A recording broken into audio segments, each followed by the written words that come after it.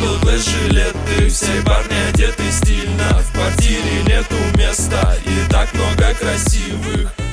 Welcome to the 9642 podcast. This is your host, Mr. Number 9. And this is The Fool. Ночка будет долгой. Ну что за стиль? Ну что за стиль или наука? Не качает музло, если нам не нравишься, подруга. У нас на паузу никак не тянется рука. Заработал 30к, это стиль паука. Welcome everyone to our long-awaited live stream, end of season finale. We have a lot of stuff to talk to you about, I think. We'll just keep talking until people leave. Basically, that's the plan, right? Pretty much, yeah. Either that or it becomes way too late and children start waking up in the middle of the night because it's the thing they do. Yes. That's I think if the children start waking up, that is a time to stop the podcast. I'm sorry, listeners, if that's too short for you, but that's our hard and that's the hard end. Fast rule. Yeah. All right. Do you want to go down on what we plan to talk about, or at least planned to talk about? Sure. Yes. I think the plan is we'll start with the cricket and the greatness that is the Test Championship win by the Black Caps, and then we'll start talking some football. So we've got Euros, Copa de America, review of the season just been for the EPL, and a little bit of transfer future looks. Yeah. And also, mustn't forget, by the end we can announce the winners of the Fantasy Football EPL leagues, both the Standard League and the Draft League. Yeah. We'll do that nicely near the end. And then we can have some viewer feedback if people are still listening. Cool. So, basically, let's start off with the cricket. Our first, obviously, how good is it that we finally have an ICC World Championship? So good, so good. I think I agree with Ross Taylor, which was when asked about it, is like it wipes away some of the memory. It makes up for the memories of 2019. Like it really does. A little bit. I think we all accept 2015. We were I think New Zealand were the best team in the tournament, but the finals, Australia, were much the better team. Yeah. I think that was, and they beat us fair and square. No complaints there. Yeah, no. 2015 definitely was one of those ones of you have to lose a final to win a final sort of feeling, where it was first time we've been in the World Cup final, and it just really felt like it just was one of those things. Australia, you say, was much better on the day. Yeah. We may be able to reminisce about what might have happened if Baz had decided this to be a bit more circumstance in the first over, but at the same point, if he'd connected on one of his shots, where might have we been? If the shot that he got out to had gone out of the ground for 6, it would have been a completely different game. I can't blame Brendan McCullum for playing the way that led us to the finals. No, exactly. I've got no issues with it. We wouldn't be in the finals if it wasn't for him. So yeah, exactly. Him. Obviously, there were some great performances in that semi-finals. Not just him. There was like Grant Elliott, and I think our bowlers all did a really good job well to restrict South Africa in that game. Obviously, the rain helped too. Yeah, as it does to the team batting second often. Some poor South African fielding also sort of helped a little bit. Really poor South African fielding. I agree with that. There's a few I could, from memory, because we were at the game live, I remember at least 3 drop catches. The one that sticks out to me is... when the game was tight, you know what I mean? Yeah. Not beginning, but when it was tight, there were 3 drop catches. Yeah. At least. I remember say the one that stands out to me is remembering right near the end with the one that sort of just dropped between 2 of them that stood and looked at each other right down in front of us. Yeah, we knew that. I think we kind of knew from then that moment, it wasn't going to be South Africa's night. No, the curse was continuing. Yeah. But let's stick to the finals. I think New Zealand, this was going to be New Zealand's best opportunity to win the World Test Championship because we look like to have a pretty tough schedule coming up, and we will look into it. The tough ones were playing Australia away and obviously playing India at home. Yeah. I thought we had basically forfeited any opportunity to make the finals when we drew the series against Sri Lanka, losing that first Test match. Coming back to win was a good performance, but that Sri Lanka team, I don't think won any series in the tournament.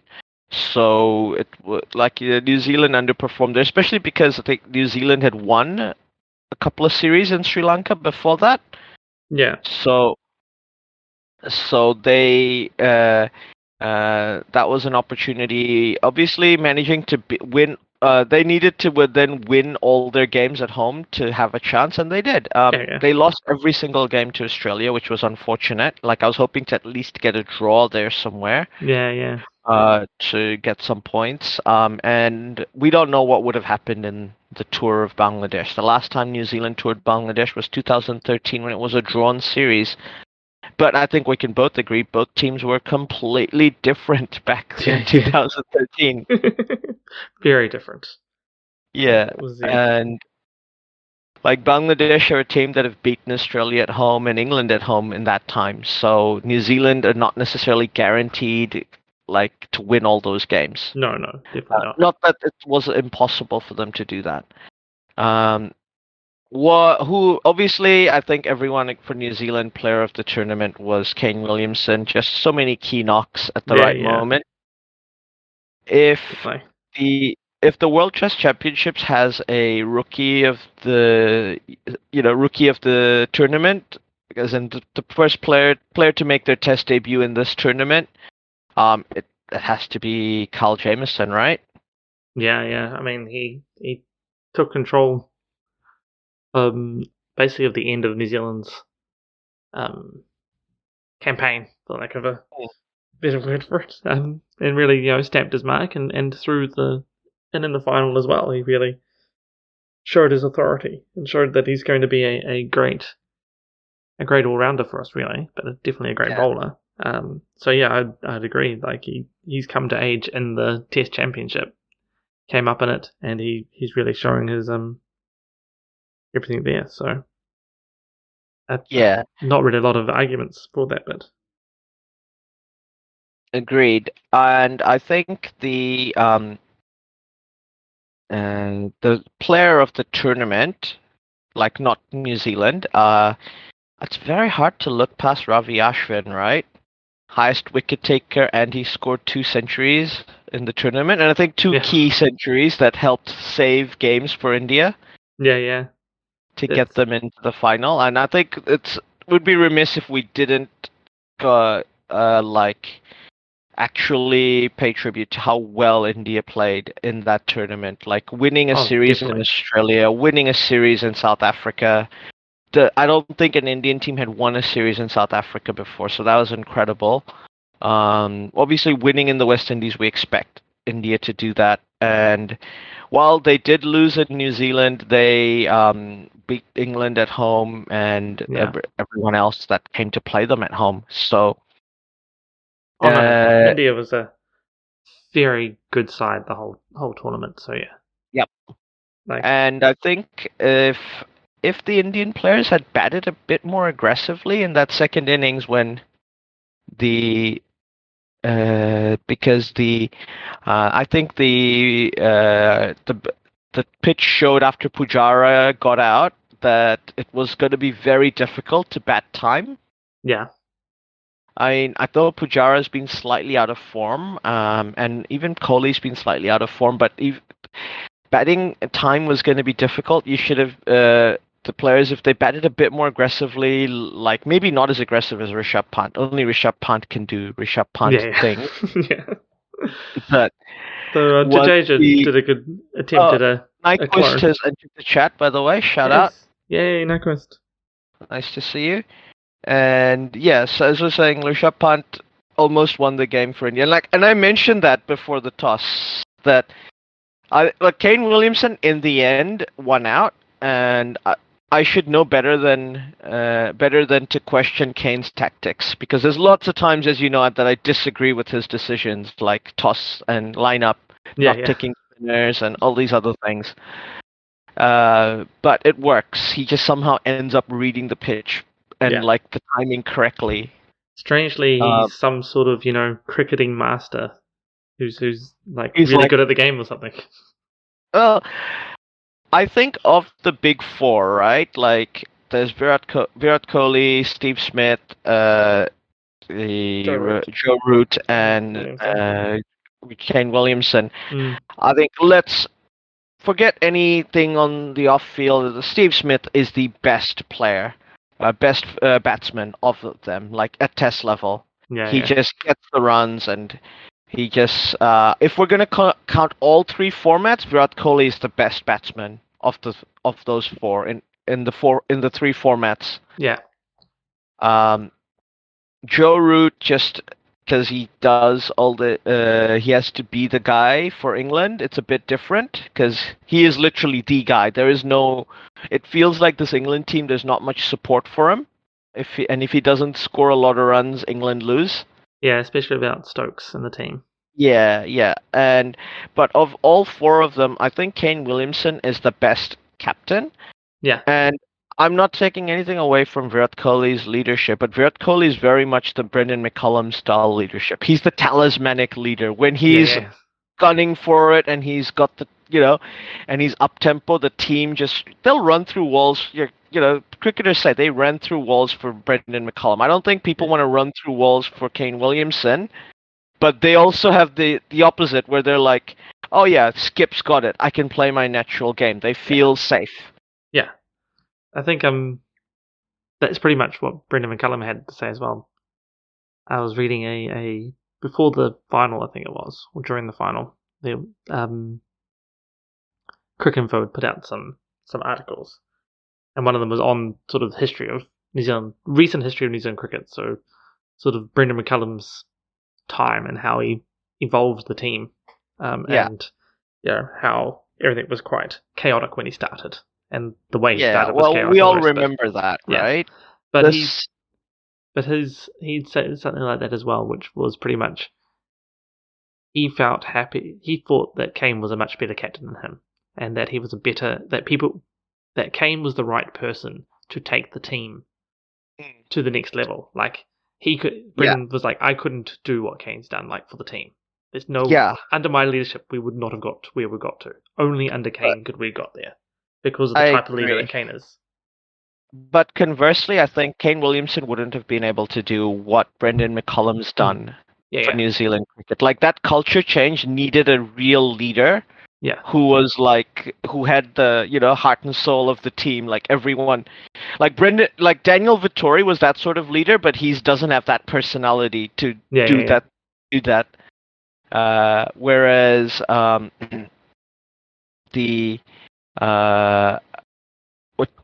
whereas player and Ross Taylor is similar.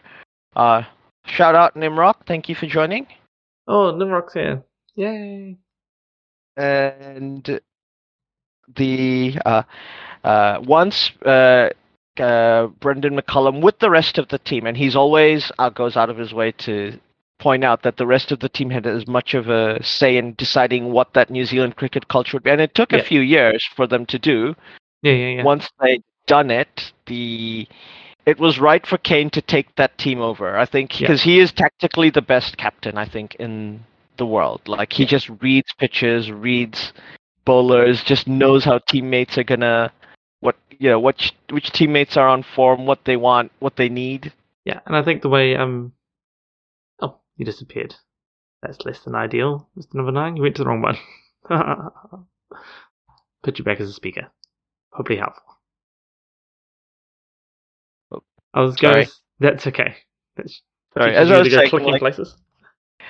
Kane Williamson is like a cricket savant. He just knows the tactics and strategy to employ, and that's he's the right person, as shown, to lead the team. And I think similarly, like India were at the stage where they probably needed a Virat Kohli type leader. Like they're all good. Nobody needs confidence. They don't need like I think when MS Dhoni took over, they needed a captain who was kind of solid and like, you could rely on him to finish things. You were.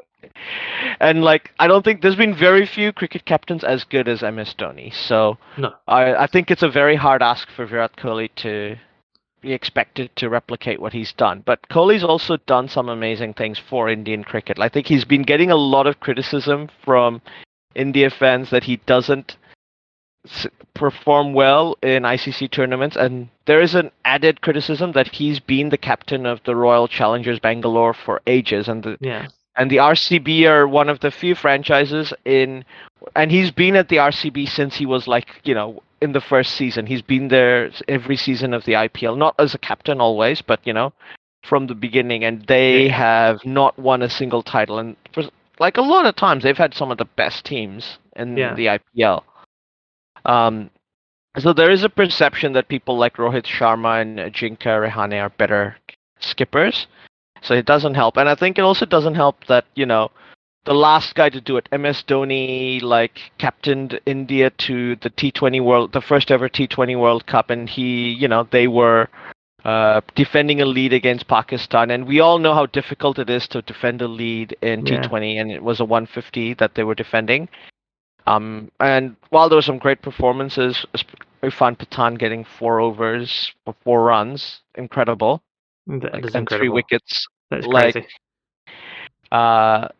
We can't take anything away from his captaincy. And then in the 1983 World Cup, while Kapil Dev took the fantastic catch that got Viv Richards out, arguably the most important catch in the history of cricket ever. Yeah. Because that would have changed the history of cricket if he had dropped that catch or not taken, or if it had gone over him. Yeah, exactly. Into the boundary, and that would have basically been a 3rd World Cup for West Indies, and everything would have been different. So he's up against history, unfortunately. And of course, MS Dhoni scored that match-winning 90 in the 2011 World Cup, chasing 280, which was also an incredible knock. Yeah, exactly.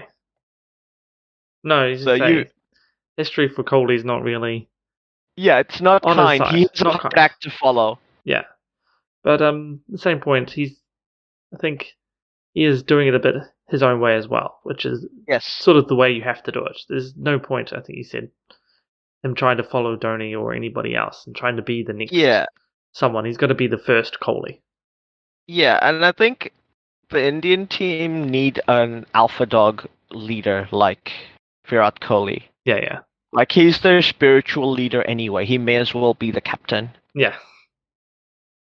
Like, that was the weird thing when they made Ross Taylor the captain. I think we all kind of felt like Brendan McCullum was their leader anyway. Yeah. Like, is that wrong? Like, I feel like that, like, he was always like a leader, even when Vittori was like the most powerful person in New Zealand cricket for a while, because he was captain and coach effectively and the selector. Like, and he did everything, and including he was also the best player in the team. Yeah. And then, like, basically the second best player in the team was in many ways Brendan McCullum. Yeah. And when they changed, like, there was a crummy, like, there was a lot of hate for Brendan McCullum when the coup happened. Right? Yeah, well, is it unfair to call it a coup? Because it pretty much was, right? Well, it wasn't really a coup because it was the coach that was doing it and the manager team. Yeah, the team managers and stuff. They just changed their mind about who they wanted as captain. So it's hard to call it a coup when it's the ruling elites that are puppeting up one and then going, actually, we're changing our puppet. We need this person over here now. It wasn't a change of anything massive. But I guess it was the coup beforehand, because there was, if I remember correctly, there was a change of coach and managerial direction after the player revolt of the Vittori years. And they struggled to find a coach to to get there. And then they got Hessen, right? So, Yeah. And Hessen liked McCullum. That was the thing. But he sort of got in and was given the old team, which Ross Taylor was the new captain for it. And I think Hessen just decided it was easier to do the quick cut and just get it off. Don't try and bleed this out. Just I think cut it off, change it. tried to give Ross Taylor a go at captain and work a relationship with him. He just felt like he was gonna get better results with McCullum. Yeah, like it was clearly just not going to work, and he was like. And it initially looked bad because obviously they had a really bad tour of South Africa. Yeah, and without Ross Taylor, they lost those matches horribly. Yeah. Though that was also that was the article was talking about, was that especially the first test against Africa in the first innings where they were all out for was 56, 57, and that was that night that Hessen and McCullum forged what they wanted the Black Caps to be. They decided we what we've been doing is wrong, and there's no point trying to be whatever we were trying to be. We were still trying to be Australia or something. Like it's time to stop. Yeah. Apparently they talked all night. Them and a few others joined in and just what do we want Black Caps to be? It's interesting to me that both Australia and New Zealand in the last decade had these culture changing matches in South Africa. Yeah. And they came away very differently to each other, and that's the way it should be. Because Australia shouldn't try to be New Zealand, and New Zealand clearly shouldn't try to be Australia. That is what history showed. They can only be the sort of teams they are. Yeah. The other thing is Ross Taylor is always, like I said, he's one of those guys who's a leader by example, not a leader, and he's probably a very good tactician as well. Yeah. Maybe not as good as Kane, but still, I think a very good tactician, and I think the players respect him. Yeah. But he's not that leader, that talismanic leader. Yeah. And there are times when your team needs and I feel like in many ways, and the whole captain and coach thing, I thought about it a bit. In many ways, I think the captain in cricket is like the quarterback in an NFL team. Yeah. Obviously the captain also has to bat, right? Yeah. So this would be like a quarterback who also had to play defense, but he's basically the coach's guy in the middle. He decides what to do. He has the final say if they're going to have an audible and change plans. And even more so because the captain really just does what a coach in NFL does in the middle of the field, right? He's a quarterback plus coach together. Yeah. And he helps set the fields. He sets the bowlers up and says, "Yep, you do this, you do that," and he's basically like a second coach. Yeah, a second team, a second coach on the field, along with the responsibilities of a quarterback in NFL. And and if your manager doesn't quite have that stick with you and they'd rather have someone else, it makes sense. Yeah. And I think also that was probably the bigger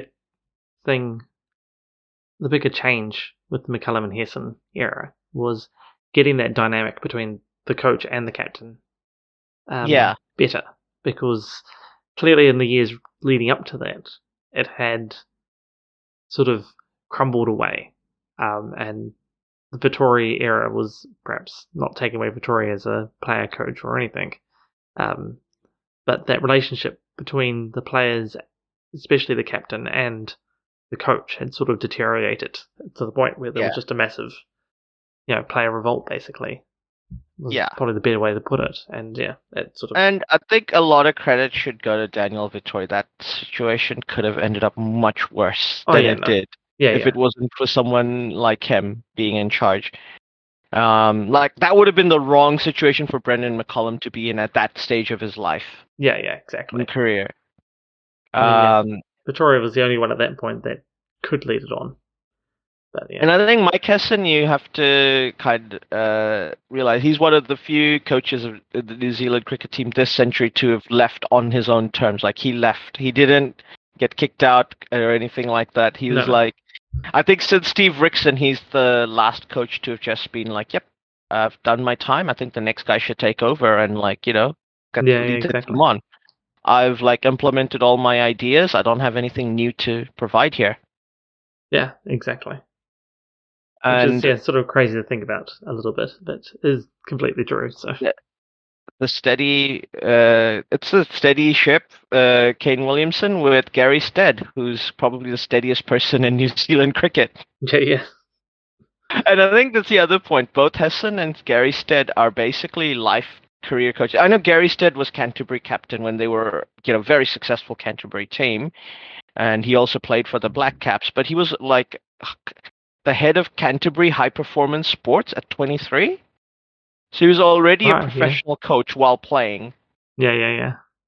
And that's crazy. But that's because New Zealand players weren't really getting paid, and that's why they had to have that strike in 2002. Oh, yeah. Yeah. I mean, there was a good reason why it all happened. But yeah. And several times. That being said, let's focus a bit more on the game. Do you think if India had another 40, 50 runs, that Ashwin could have made the game close, even win it for them? I feel like 40, 50 runs is basically the point where it gets close. Yeah, I think that they needed that to make it, make it a close game, to be able to make New Zealand have to work. There were a couple of drop catches as well, so let's put that out. There could have been a couple more wickets in there, and if Ravi is getting it to turn, then it could have, that whole not picking a spinner thing. Not that New Zealand could have used the spinner to get the wickets, so that's another point. Yeah.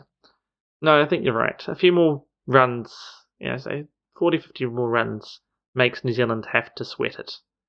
Which makes it more difficult as well. It makes the turning pitch even more dangerous because you're trying to bat something out or trying to defend a bit as well, and feeling the pressure and feeling like we got to try and chase the game and trying to push things along and behind any run weights you might be.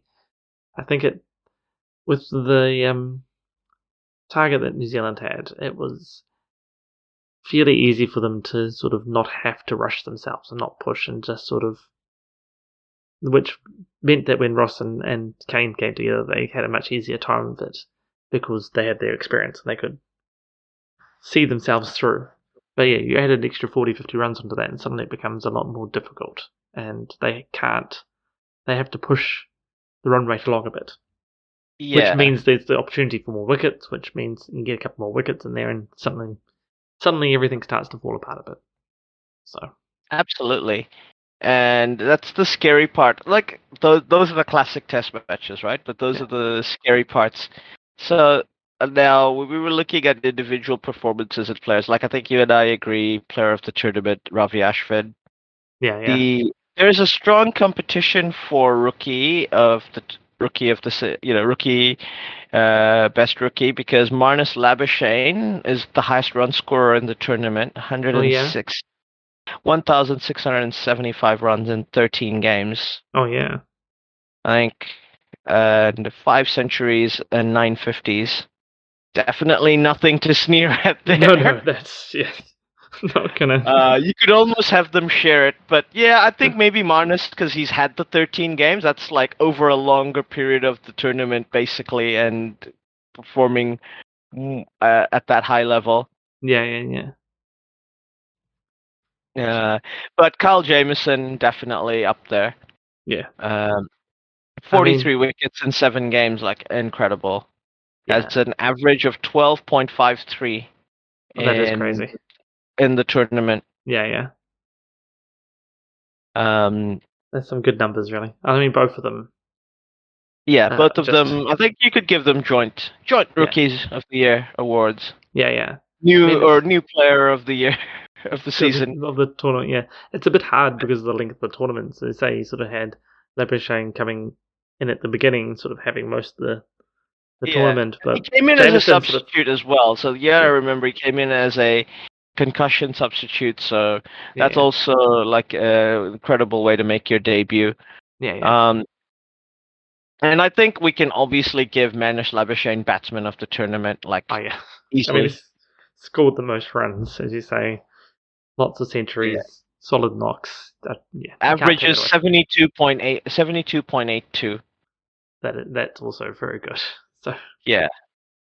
Highest individual score of the tournament is by David Warner, 335 against Pakistan and nice. Adelaide. Yeah. Nice knock from him. And the highest wicket taker of the tournament is Ravi Ashwin, to the surprise of no one. And I think a good shout for best bowler of the tournament as well. Yeah. The bowling average of 20.33. Yes, Ashwin is just so consistently good. Yeah. It's crazy how good he is, really. I have no idea what Sanjay Manjrekar is on about when he keeps complaining about his performances. Like, get off it, mate. They're not good enough, damn it. He could be better. Yeah.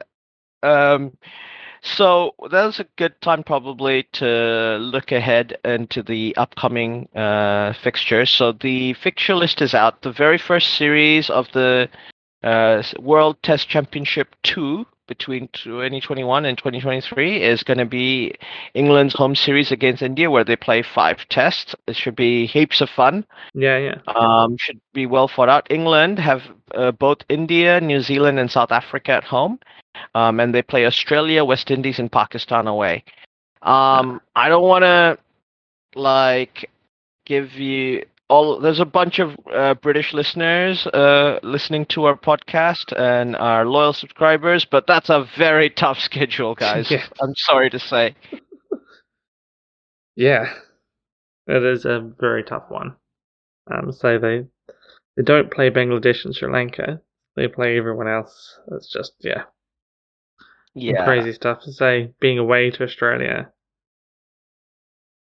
even away to Pakistan and West Indies, is not an easy place to go to and get a series win.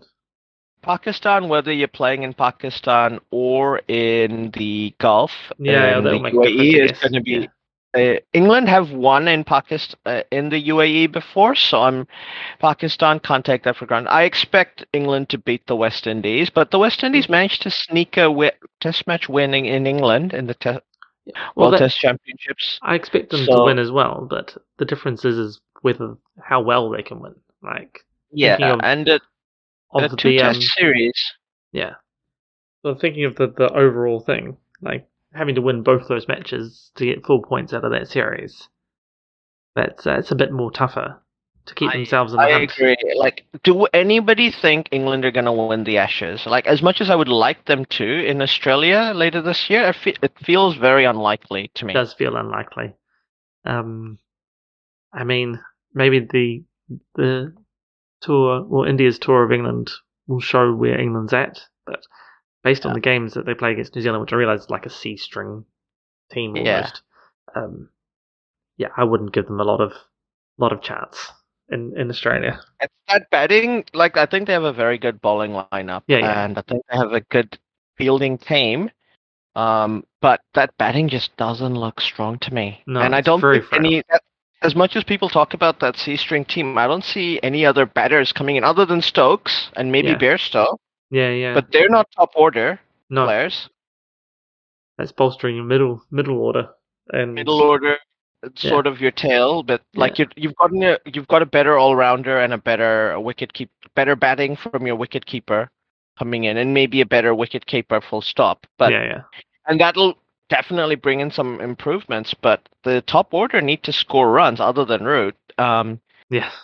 So that's going to be that's in Australia. Now, conversely, India are hurting, and they're going to play their first series in England. I like their chances to at least share honors with England here in this series. I wouldn't be surprised if India won this series. By the way, no, I wouldn't expect a sweep. A sweep would surprise me if they won 5-0. Barring weather, obviously. Imagine if every game has a result and goes to the 5 days and isn't rain affected, and they win 5-0, I'd be very surprised still, because I would expect England's swing bowling attack to come in and at least win a game or two against India. Now, and it doesn't get much easier for India. They have an away series against South Africa, where India have never. Actually, I made a mistake. South Africa lost their series in India in the last Test World Championship. So India didn't win that series in South Africa. So this is India's chance to win a series in South Africa, which I think the only Asian team to win a series in South Africa was Sri Lanka back in 2018. Oh yeah, which was one of the great results in Sri Lankan cricket, ever. Yeah. They also tour Bangladesh, which I would expect India to win, but Bangladesh has been competitive at home against a lot of teams. Though they had a poor Test World Championship in the last one, I hope they're more motivated to perform, and they will have Shakib Al Hassan in this tournament, so be a different kettle of fish for India. They have a home series against New Zealand, Sri Lanka, and Australia. I'm going to say Australia. If you can't beat India at home, I don't see you beating India in India. Yeah, exactly. Am I saying you're going to get swept? Absolutely not. I think you can win a game in that series, but I feel like that series just says India 3-1 or 2-1. Yeah, it has written all over it. Sri Lanka, if those games all get played out and there's no rain, I feel like India should beat Sri Lanka. Yeah. At the moment, definitely. Yeah. And against New Zealand, like I said, New Zealand have not traditionally done well in India. No. I wouldn't be surprised if they can sneak in a draw in one of those games because the current New Zealand batting lineup is not bad against spin bowling. Yeah, they're definitely better than England at facing spin bowling. Yeah. Like as a group, I don't think we have a player as good as Joe Root is, apart from maybe Kane Williamson at facing spin. But as a group, I think we're all better. Yeah. Henry Nicholls will have to bolster up his play against off spin, as we have discussed. Yeah. To perform in that series. Australia, they have England at home in their first series. West Indies, South Africa. England and West Indies are teams they should beat handily, but South Africa. That could get quite interesting. I think South Africa are in a bit of a comeback in the Test world. They're slowly improving. They beat West Indies in the series, which was technically the last series of the previous Test World Championships. So this is why South Africa finally moved to 4th in the rankings in the previous. I believe displacing England from 4th place. All right. So good on them. Good on them. Yeah, they say that definitely is a bolstering to South Africa, and yeah. They may actually, could make it a bit more interesting this cycle around as well. See whether they can exert some more dominance like they have in the past. Yeah, and it gets hard for Australia in their away games. Pakistan, Sri Lanka, India, all away in Asia. Oh yeah. I mean, I think Sri Lanka. I know they are currently not a good team, and Australia should beat them. But in home conditions, they should back themselves. If Bangladesh can beat Australia at home, Sri Lanka can beat Australia at home. Exactly. Pakistan as well. Like they haven't lost a home series to Australia in a while.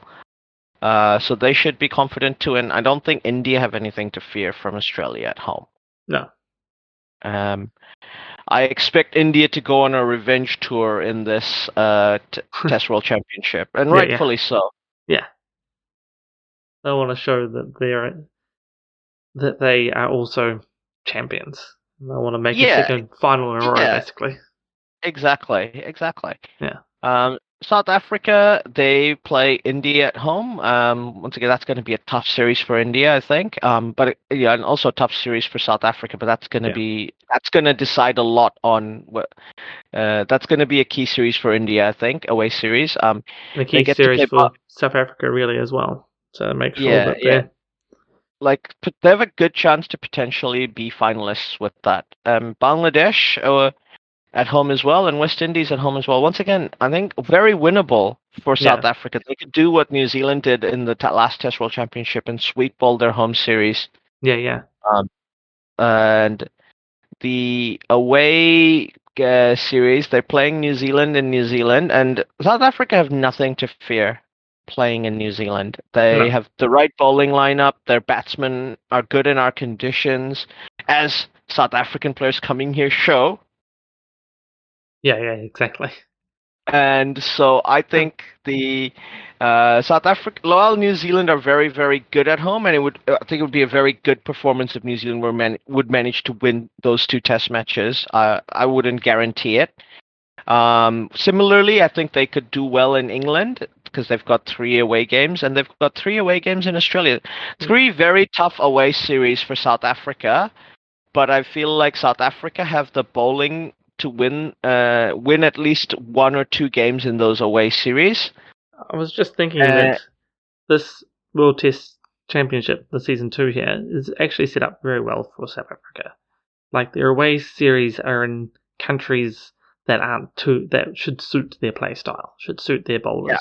And the teams that they're less well matched up again, they're all facing at home. So it's it feels like this is a good chance for them, really. You say they can sweep the home series and pick up vital wins in the away series, then it's all on. So do you think Proteas are a nice quiet bet to be a dark horse for the next tournament? I think given the way the schedule's worked out for them, yes. I think that's a definite. I wouldn't be surprised if South Africa, the Proteas, finished in the top 3, if not the top 2. I agree with that assessment. Yeah, I mean, there's some key. My favorites are still for India to get through to the final, I think. Like I said, they're on a revenge tour, still the best team. And I think, other than that South Africa series away, and that they have 2 tough series away, South Africa and England. Yeah.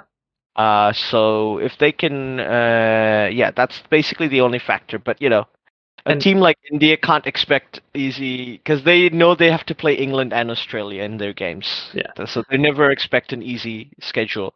No, I think with India, this first series against England in England, that's going to set the tone for them. If they can get a good results out of that, then they can be on their way. But once again, it's not like it's a short tournament. It's going to be a long time through, so anything can happen. Now, and similarly, Pakistan, their fans on Cricinfo were quite happy with the schedule because they felt like it gave them a good opportunity. They're playing Australia at home, New Zealand at home, and England at home. Oh, yeah. Now, I think New Zealand are a team that have done well in Sharjah, in the UAE, and I don't think New Zealand are going to go to Pakistan itself to play these games. They're going to play them in the UAE. Yeah.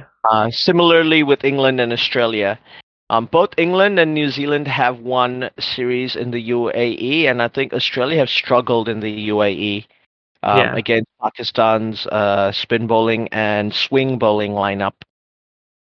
So I could see New Zealand getting a draw. I could even see England getting a draw, or Pakistan beating them, or New Zealand beating them. Like all 3 results are up there, but I feel it's tough for Australia to win those games in Pakistan / UAE.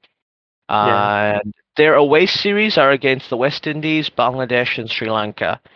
Let me tell you, the fans are saying Bangladesh are easy beats at home. I give them my big middle finger to that because I think Bangladesh are going to be totally up for it and are going to totally want to win that series against Pakistan. But like both matches if they can. I don't know if Bangladesh will, but that's going to be a very motivated Bangladesh team. They're going to face Sri Lanka at home, which I think, once again, it's a winnable series for Pakistan, but I wouldn't be surprised if Sri Lanka won a game or 2 there, and West Indies as well. Like, wouldn't be surprised if they won a game or 2 there in that series. Well, all 3 of those series are only 2-match series as well, so that doesn't give a lot of leeway in there. I agree that they have been given a better schedule because they're facing Bangladesh and Sri Lanka away. So that's which I think, given those 2 were the poorest teams in the previous World Chess Championship, those are the away series you want. Yeah. And but as New Zealand showed, they couldn't win. They had to draw the series against Sri Lanka last time. Yeah. And the West Indies, I think, had a credible performance in the last Test World Championship, winning a Test match in England and I believe also winning in South Africa. So they're not easy beats by any stretch of the imagination, especially at home.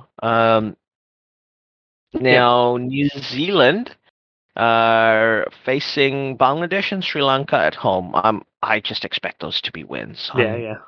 With all due respect, I'm Bangladeshi as well, so they're like the other team I support. But I don't think Bangladesh are going to win in New Zealand. I don't think Sri Lanka are going to win in New Zealand. No. And both teams have historically struggled a lot in New Zealand conditions, so I don't see it happening. Also, like rain is going to be a factor, of course, yeah. with all New Zealand home games. But that's also the case for, I believe, England and possibly even South Africa and India.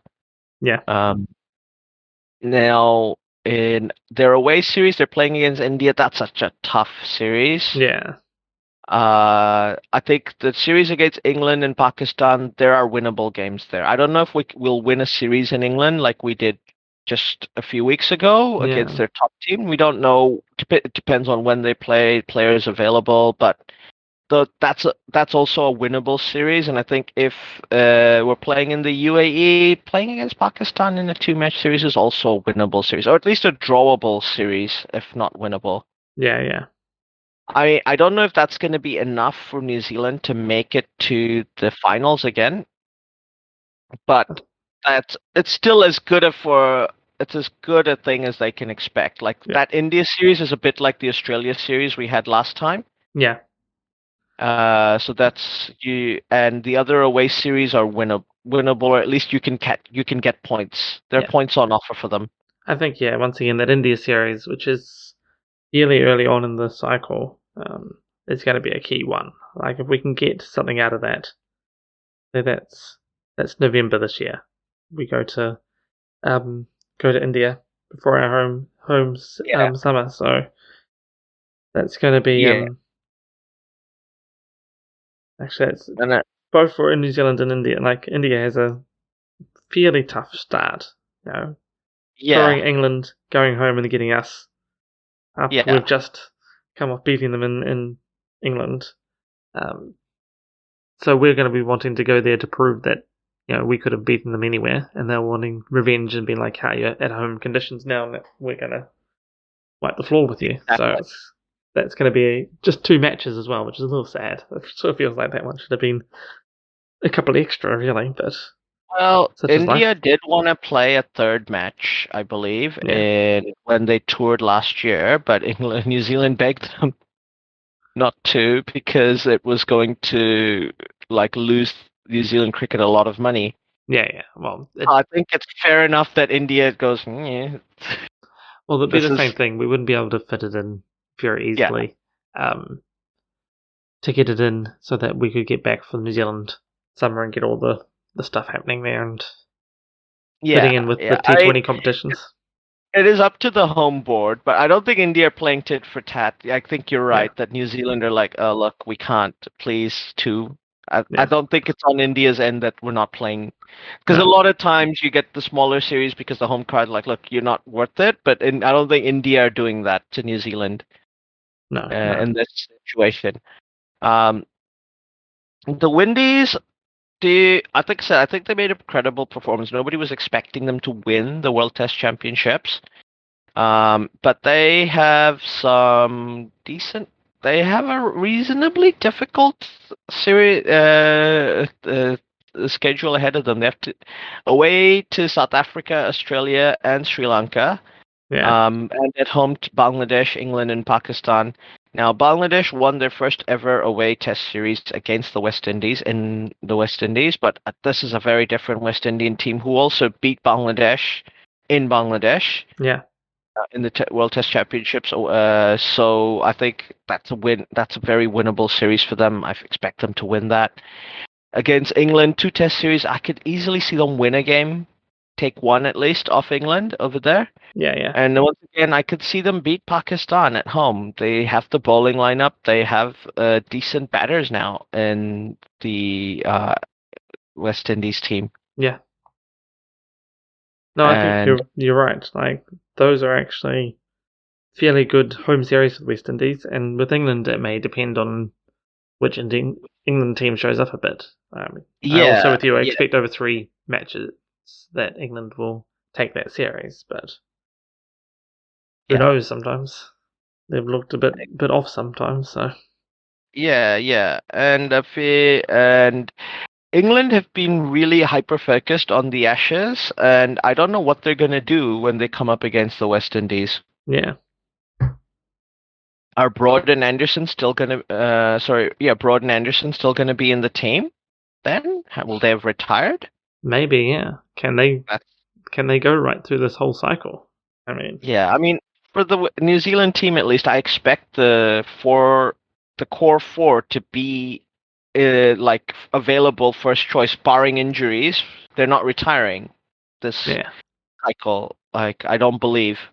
Not even Ross Taylor. I don't think he's pretty much said he's going to keep playing. He's still got the hunger. Ross Taylor's got the drive to play. I think the batting looks really good because we're very experienced. I'm sure Will Young will get his opportunities, and I hope he does. Yeah, well, I would suspect that with Taylor very much at the end of his career, even though he keeps wanting to go, that they will try to get Will Young blooded a bit more as well, so that they've got an easily replacement to slide right in when they need him. Yeah, and ditto with but Tom Latham's not retiring, I don't think. Kane Williamson's clearly not. Devon Conway's only just started his career. Exactly. So and Henry Nichols, Will Young are still young. Yeah, exactly. Pardon the pun. So that's their that's for them. And whereas England, there is a few people who could retire, and we don't know what sort of form the batters are going to be in.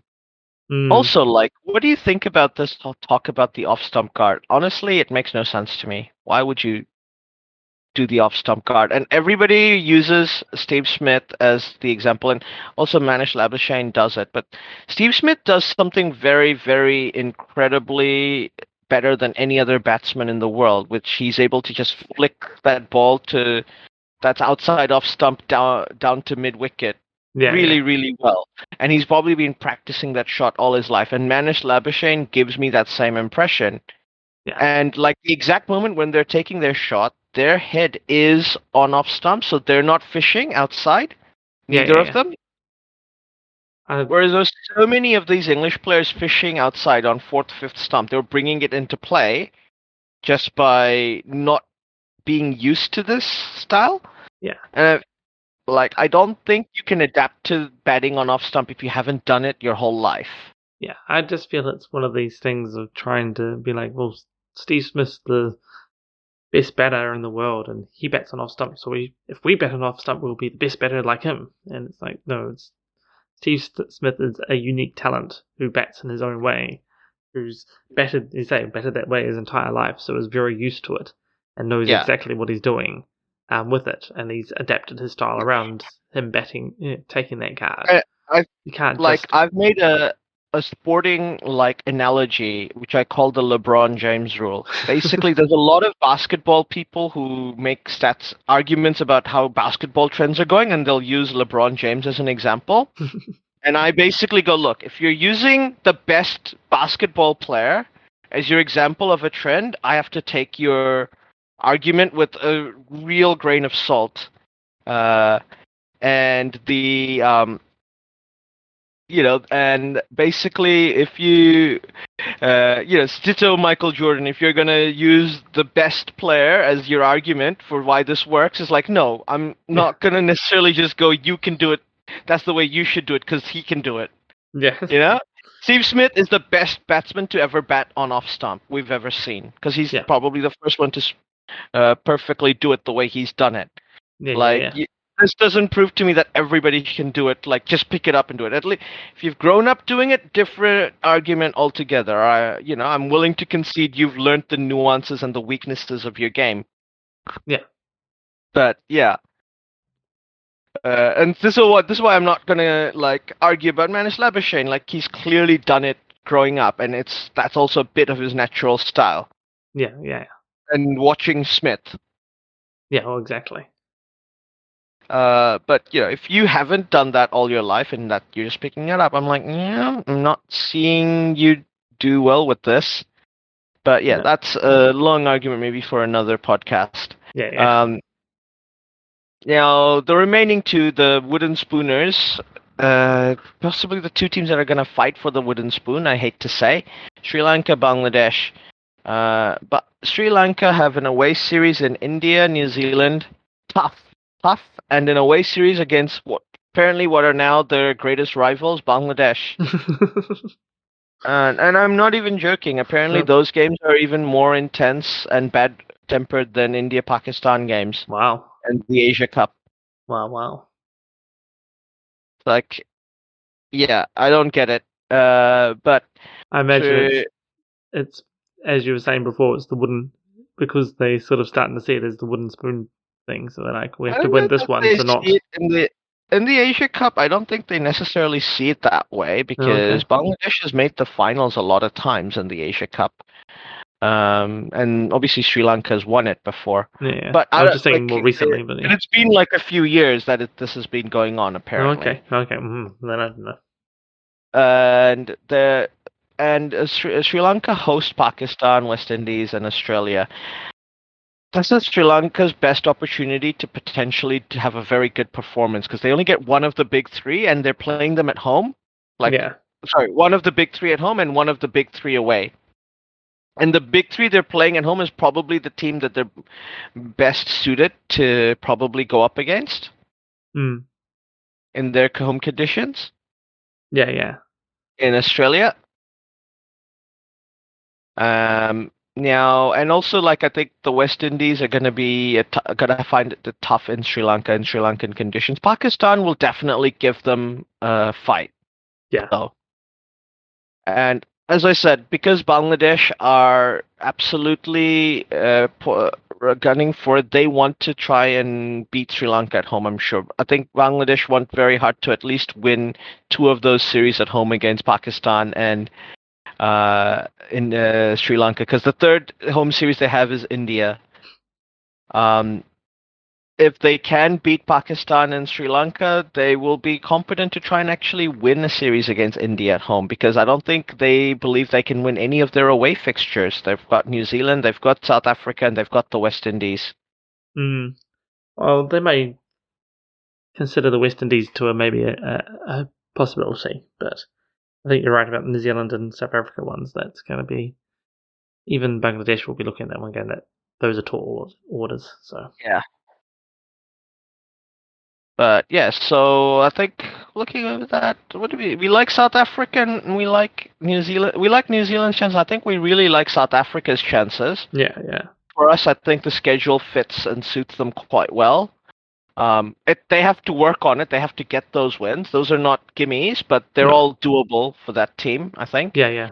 And I think would probably go a long way towards helping South Africa come back into World Test cricket. They're 8th ranked in the world at the moment. Yeah. Which is low for their high standards. Oh, that's very low for South Africa. That's And I think we always think India are in with a chance. Oh, yeah, definitely.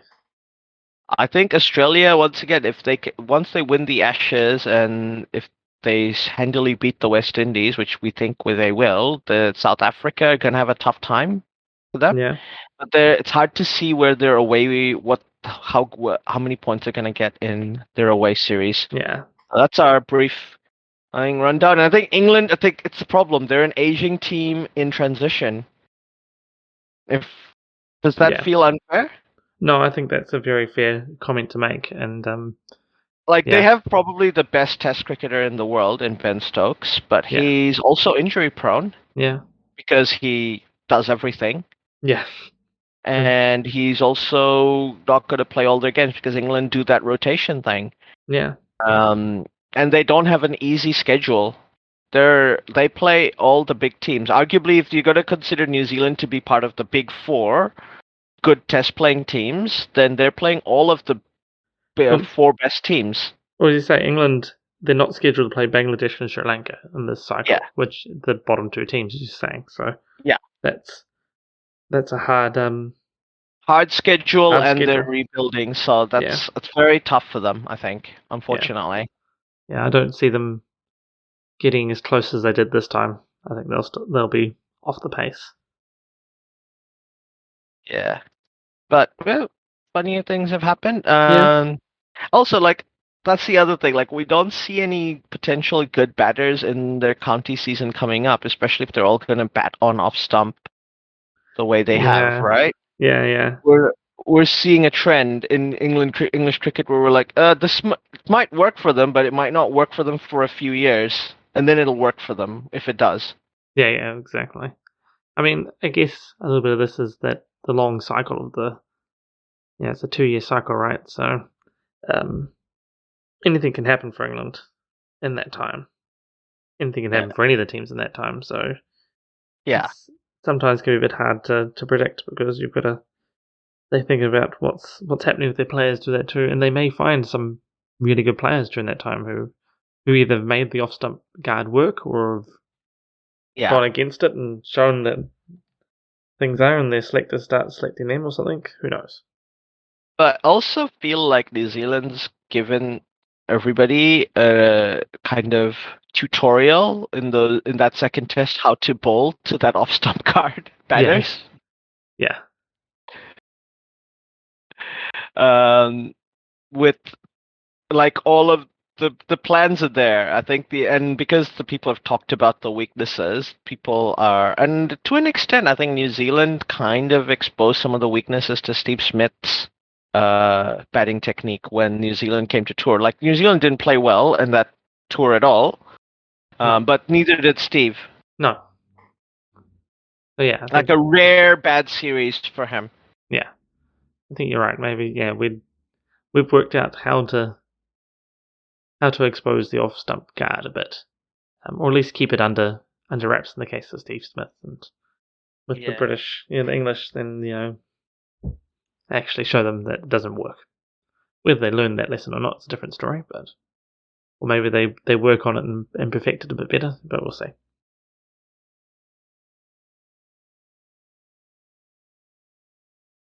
Oh, we lost him. Oh, it's down there. Sorry. Yeah, that's Went okay. to the wrong thing again because I wanted to see if we got any chats. But we should do well, we'll move from the cricket. We will go do a quick shout out to the people who are listening in. Yes. Let's go to Twitch first. Another TV viewer, Commander Root, Discord for streamers, Erabs, and Sad_girl. Thanks very much for listening. Hope you're enjoying it all. Yes, hope you guys are enjoying it. Here in Discord, we've got Nyquist, Nimrox, and Wolsey still. So yeah. Thanks, guys, for sticking around. The old uni group. Yeah. We've got a request to join from Nyquist.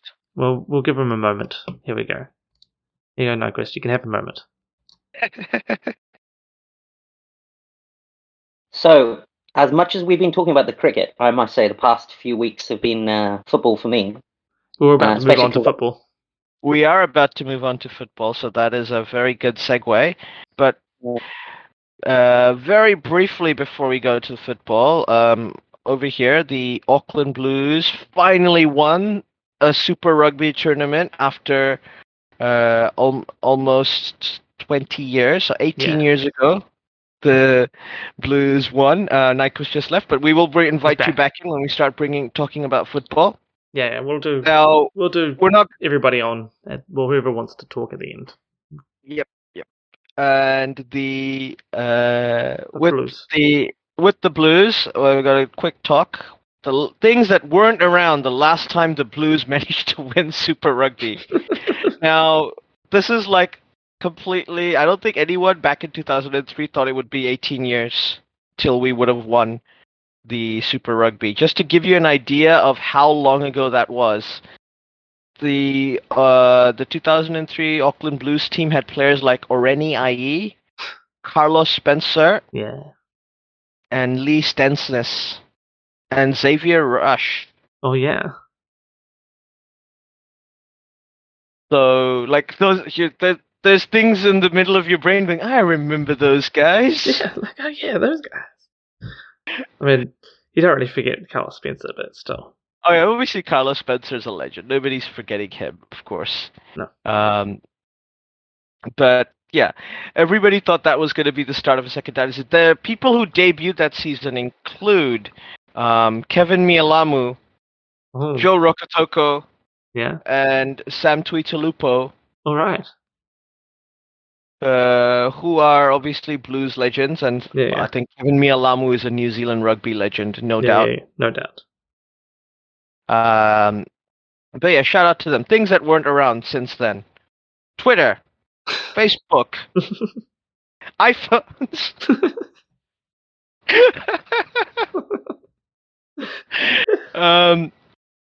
Well, this was going to be a topic we supposedly. I think that was enough for us to go. Yeah, that's basically life as we now know it was not around. Yeah.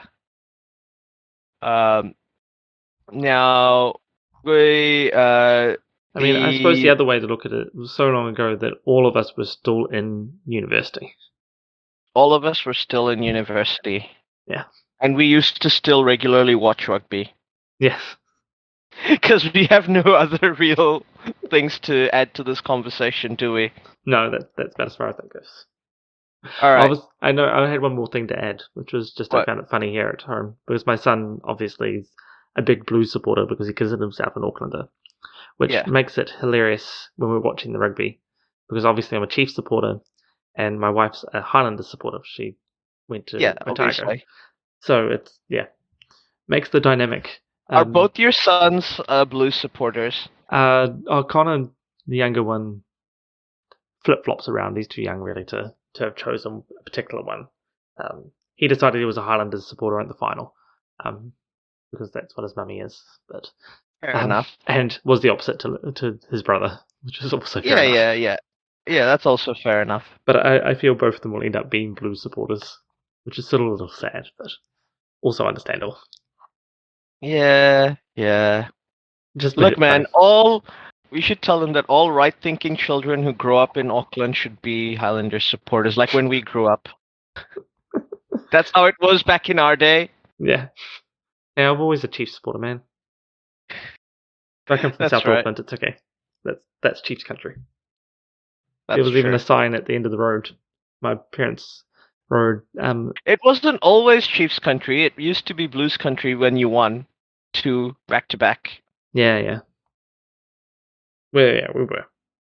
And apparently they didn't steal John and Linwood like I always think they did, but such as life. Yeah, how dare you, besmirch the name of the late Jonah Lomu? Come on.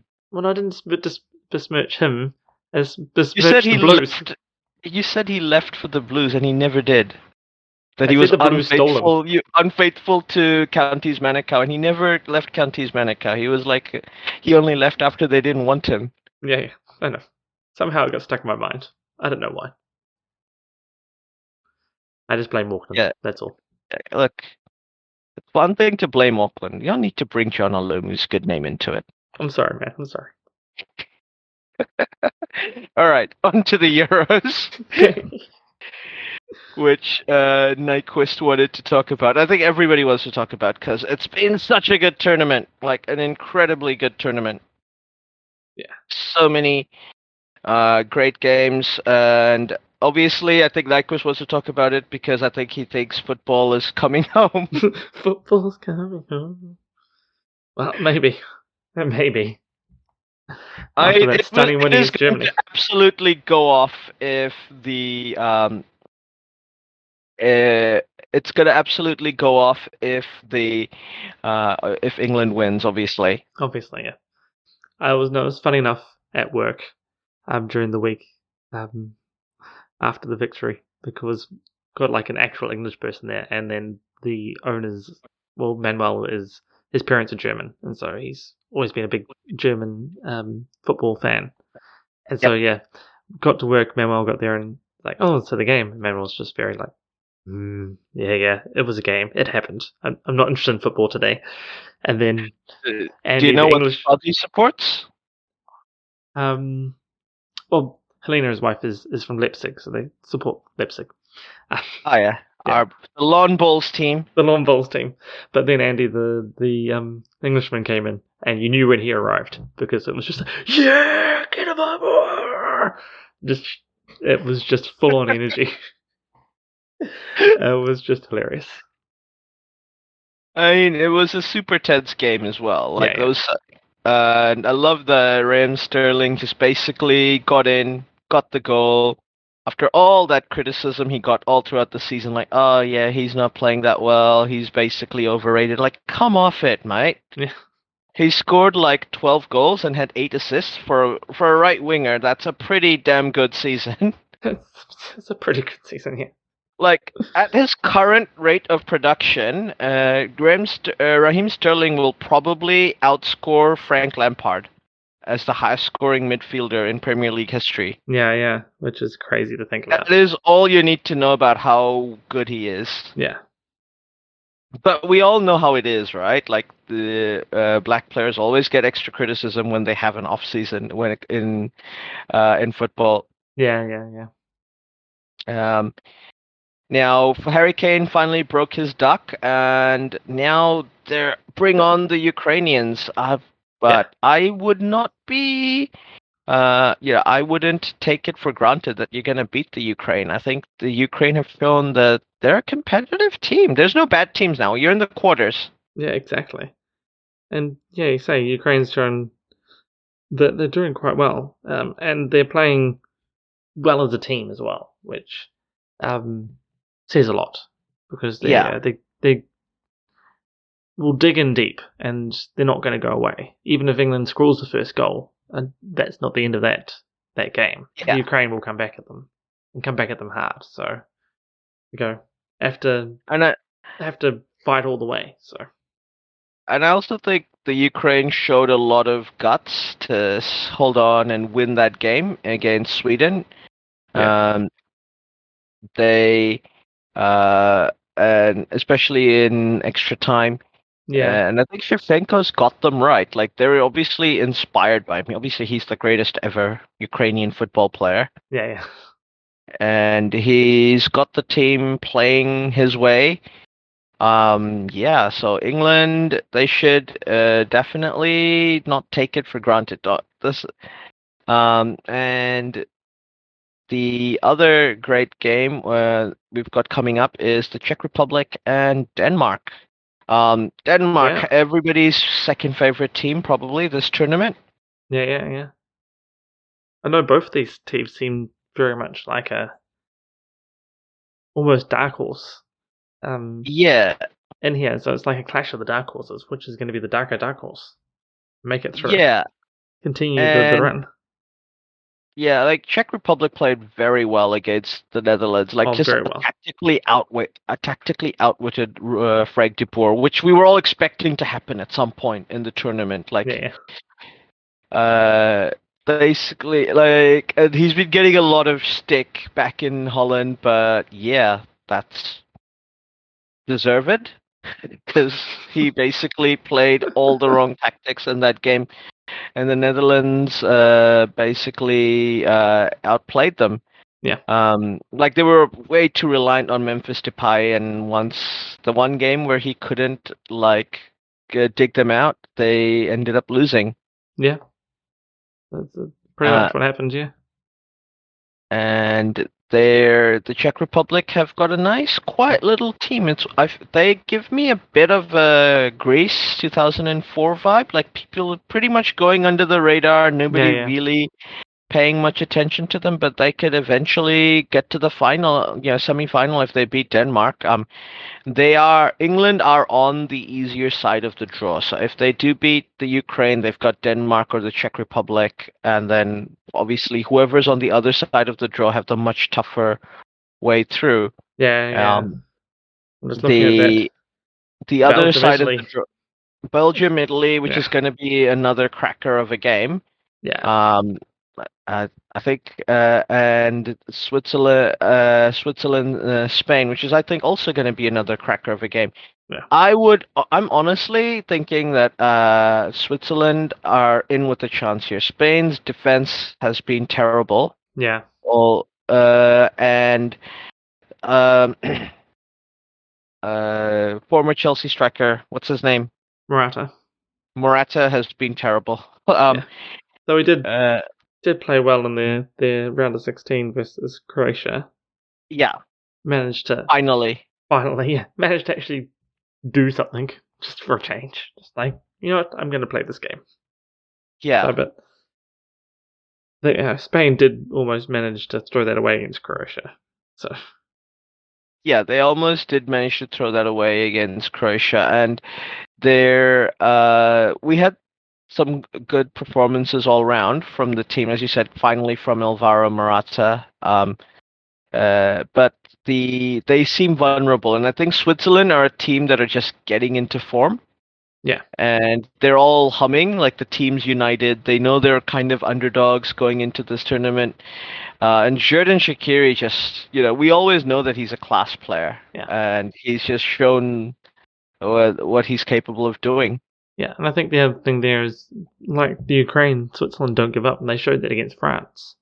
Right, they came back strong, and they can hold in, and they can work for themselves and get the result. So once again, those frailties that Spain's been showing, that Croatia nearly picked apart, they're not going to be able. Switzerland's going to do that more, and those frailties are going to be much more apparent when for Spain when they're playing Switzerland, and they won't necessarily get as easier chances to score as many goals. Yeah, I feel like France kind of played into Switzerland's hands by taking Karim Benzema off for Olivier Giroud.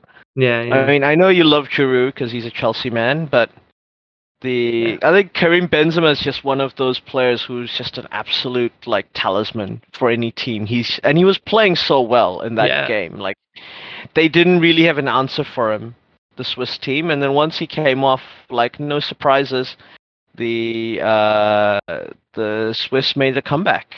Yeah. Because we all thought Paul Pogba had finished the game off in the 75th minute when he scored. And then finally, the Swiss came back. So I would be that game against Spain is just going to be incredible. And I remember Switzerland actually beat Spain in the 2010 World Cup when they won it, their first game. I mean, that's a long time ago, of course, very different teams, but still, it's happened. It has happened. And the other game with Belgium versus Italy, I feel like Kevin De Bruyne is just such a big loss for Belgium. Yeah. Italy have been by and far the best team this tournament. Is that unfair? No, I don't think so. I actually think the two teams, both Belgium and Italy, have been the two better teams so far. Yeah, of the teams left. I mean, look, Lukaku's been amazing. Maybe one of the candidates for player of the tournament. Yeah. In this series. Just doing the job for Belgium whenever they need him to. He just does it. Yeah. But without De Bruyne, it's going to be so hard. And Eden Hazard's still injured as well. De Bruyne is injured. Yeah, it's just... Yeah. That's a lot of losses for that Belgium midfield. Exactly. That's why at Italy, they're in with the full team. There is some talk that they might not start Chiellini, which I'm wondering about. Yeah. Maybe he's got an injury, or at least there's some doubts about his fitness going into the game. But that midfield is humming. That they're Locatelli, Barella, and Hiro Immobile up front, who's basically got the worst misnomer for a name for any forward ever. But and also Roberto Mancini knows how to win. Yeah. So obviously you can't forget the other Chelsea man, Jorginho, in there. So once that midfield just seems to be humming. They just know what to do, and if Belgium, I feel like without Kevin De Bruyne, they're gonna have to play a bit tighter and try and disrupt that midfield. Yeah. And try and get in and try and prevent Italy from just running rampant against them. Yeah. But I mean, plus side for Belgium, their defense has been pretty solid. Yeah. So it's going to be, and apparently Italy has been having they've created the worst of the chances, well, the least good, I think was the of chances. So they don't create as many chances as other teams, and the chances they do create tend to be of lesser quality for Italy. So the Belgium defense may save them. It's true. I feel like this is also Belgium's golden generations. It's pretty much one of their last opportunities, like this and maybe the World Cup next year in Qatar, to actually go ahead and make true. Because after a while, like Kevin De Bruyne and Lukaku is going to be trying to lead in the next generation. This defense, not everybody's going to be playing in the next Euros and things like that. Whereas Italy have a new young team. I can see them, even if they don't win this tournament, I can see them be competitive in the World Cup next year and the Euros again in 2024. Yeah, exactly. Yeah. That being said, I do think Italy are going to win. If they do win, do you see a potential dynasty from Italy here? I think, under Roberto Mancini. I think if Italy can get up and win against Belgium, to me that means they're definite favourites for this tournament. And if they win the tournament, then that could be the start of something amazing for them. Say a bit of a dynasty, a bit of a could be looking at the same as Spain, 2008, 2010, 2012, 3 major tournaments in a row. They say it's a young Italy side, but they look very good. So, yeah, but that's why I look at this game and just think it's such a big game, because it's almost this generation's last hurrah, almost. Yeah, and they'll have the World Cup in a couple. Their so-called golden generation. Yeah, I mean they'll have the World Cup next year as the actual last bit, but that's always a bit harder. Was this one, and then once again, I think if they can get up and beat Italy, they should have Hazard and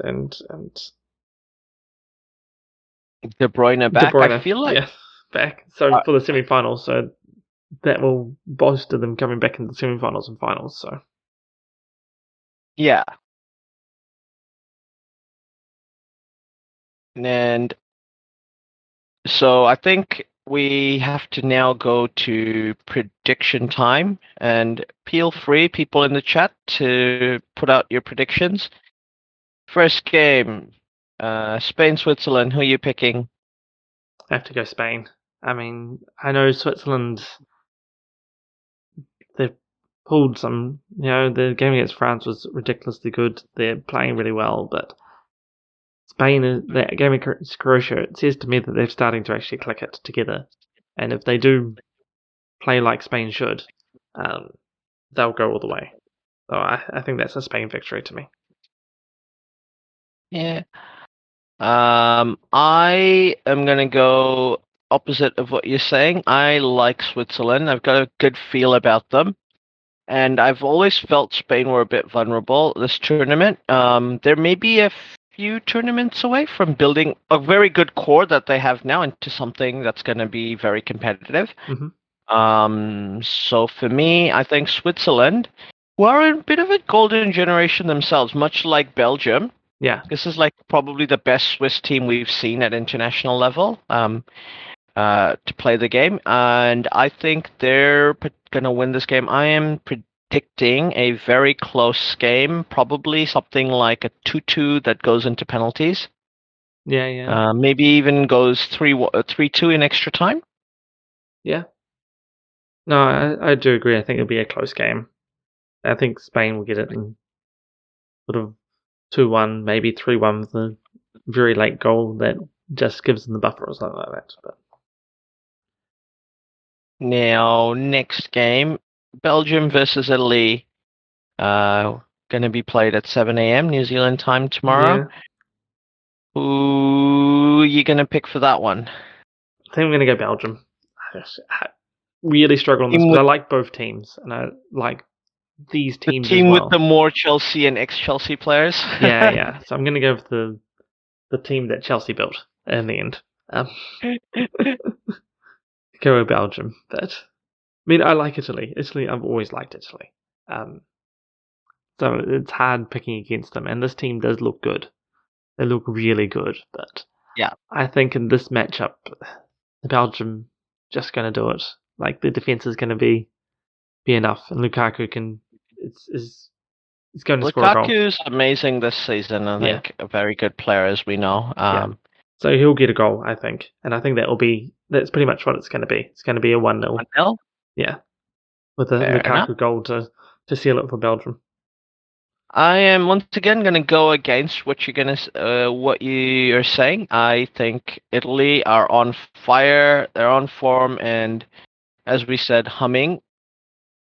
Yeah. I really, really like their chances. So I'm going to predict an Italy win here. I think they can, without De Bruyne in the midfield, to basically, give them that extra little. We all know what De Bruyne adds to a team. That's not. He's basically the best all-round football player in the world at the moment. So without him, Belgium are almost like losing two players without him on the team. Well, it's not him and not Eden Hazard, so it's like definitely. Eden Hazard doesn't do defensively what Kevin De Bruyne does. No, either. But what I mean is, it's both their main midfielders that are out. Yeah. So it's even worse than that. It's like De Bruyne, that would be bad enough, and then they don't have the one person that might be able to sort of cover him, which is Eden Hazard. He's out as well, so it's. I think it's a big Jorginho, Barella, and Locatelli are just gonna boss things around in the middle, and Ciro Immobile is just gonna get a poacher's goal here and there, or a good. I should say, I think Italy will have the run of the game. They'll have the possession. But I just look at that Belgian back forward and Courtois goal, and just knowing that Italy have not.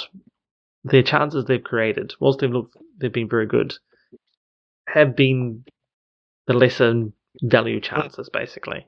I get where you're coming from, but my only thing about that is that I don't think Italy's back four are any worse than Belgium's, if arguably better.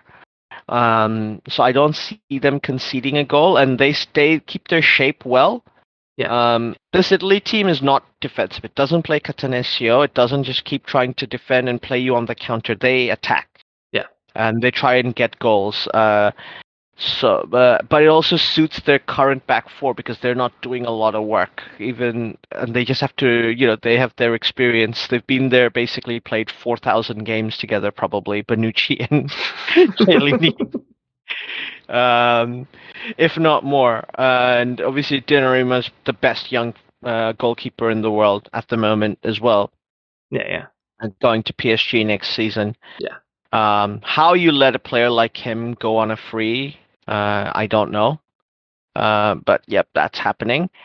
So I think Italy, the defenses are even. Attack are maybe Lukaku's might be better, but I think as a team, Italy's attack are better because Ciro Immobile and Chiesa just combine so well. And when we're going at the midfield, like I said, without Kevin De Bruyne, Italy's midfield are much better, especially as a team, I think. So I see an Italy win. I actually it might be close, but I think the scoreline might flatter them. I think it might even be something like 2-0 to Italy. That's my prediction. Secondly, Czech Republic and Denmark. Indeed. I don't even know how to pick this. I look at this game and think this could be any number of results.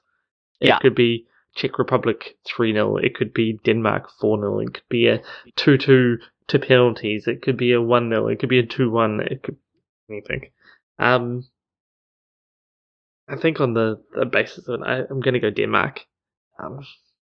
There's no... I don't know. It feels a bit of a coin toss, but Denmark absolutely demolished Wales. And they're looking good. They're looking solid. We all knew it was a good Danish team going into the tournament. I think that Eriksen quote-unquote injury really took an emotional toll on that team. Yeah. And then they just managed to get in and qualify. And then, once you're in the second round, you just have to... And they've clearly got the belief. Once they got to the second round, they wanted to play for Eric and go as far as they could. And Christian. And I think they're gonna go and do the business as well. I feel like Denmark is gonna win this game. I think it's gonna be an attacking game, very tactical. Both sides trying to, and I don't think this is one of the games where neither side are gonna underestimate each other. So I feel like this is but I think Denmark are gonna win. I think maybe 2-1. I might say. Yeah, 2-1, maybe 3-1 with once again some sort of late goal. Yeah. To give them a buffer for the last little bit or something, just to make sure they make it. But yeah.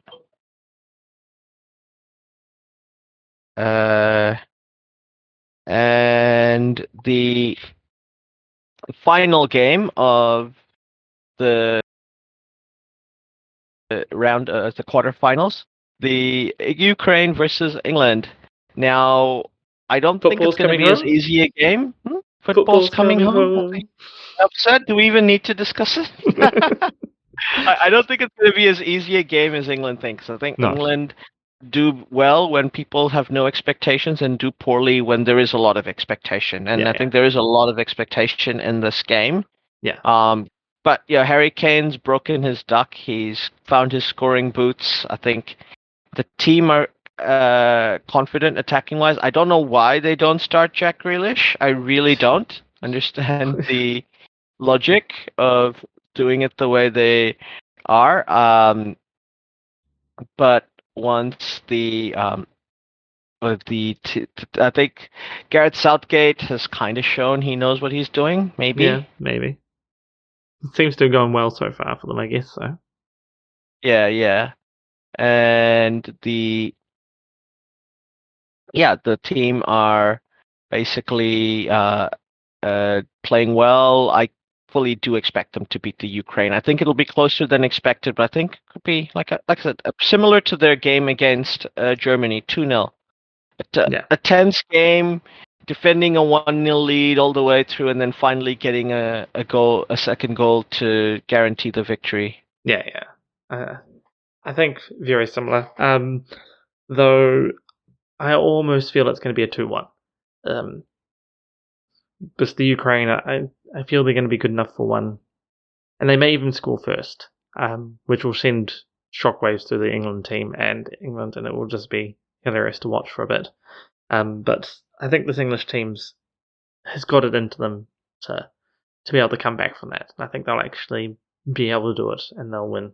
And actually, I'm going to change my mind. I do think England are going to win, but what I'm predicting is it will be a 0-all all the way through, and England will get through on penalties. All right. Yeah, they're going to break that hoodoo as well and actually win penalties in the knockout tournament. Right? Well, they broke that hoodoo in the 2018 World Cup against Colombia. Yeah, they did. You're right. So they've broken their penalties hoodoo. Yeah, I think England will do it, or maybe in extra time. So I think it might be 1-1 at the end of regulation, and they score in extra time and win it that way, and don't take it to penalties. Though, yeah. Yeah. So that would basically leave England to play Denmark in the semis. For both our predictions, yeah. Yes, if our predictions are correct. Obviously, we can't say for certain if that'll be true, but we'll find out in the next couple of days. Yeah. Now, we have some other stuff to talk about going back into the season. No,